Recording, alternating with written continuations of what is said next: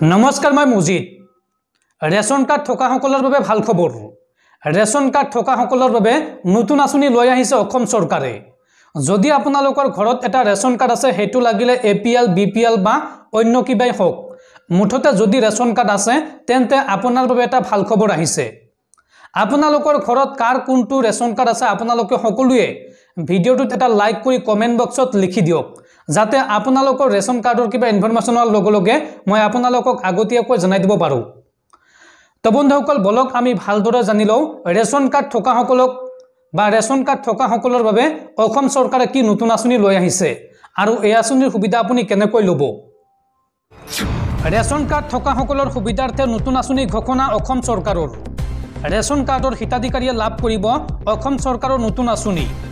কি এই নতুন আঁচনি চাও আহক रेशन कार्ड थका सकলৰ সুবিধাৰ্থে নতুন আঁচনি ঘোষণা মুখ্যমন্ত্ৰীৰ रेशन कार्ड थका সকলে লাভ কৰিব চৰকাৰৰ নতুন আঁচনিৰ সুবিধা रेशन कार्ड थका পৰিয়ালৰ মুৰব্বীজনৰ বীমা কৰাই দিব অসম চৰকাৰে আৰু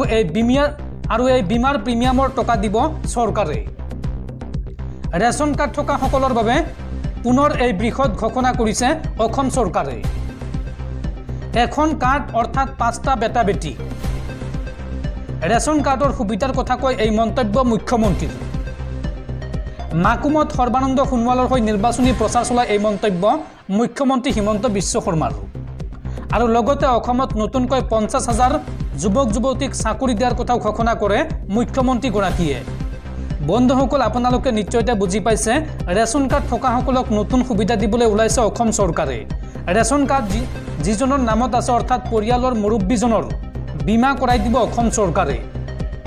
আৰু হে বীমাৰ ধন বা প্ৰিমিয়াম আপুনি দিব নালাগে হে ধন দিব বা প্ৰিমিয়াম দিব অসম চৰকাৰে আজিৰ দিনটোত এই ডাঙৰ ঘোষণা কৰিছে মুখ্যমন্ত্ৰী হিমন্ত বিশ্ব শৰ্মাই।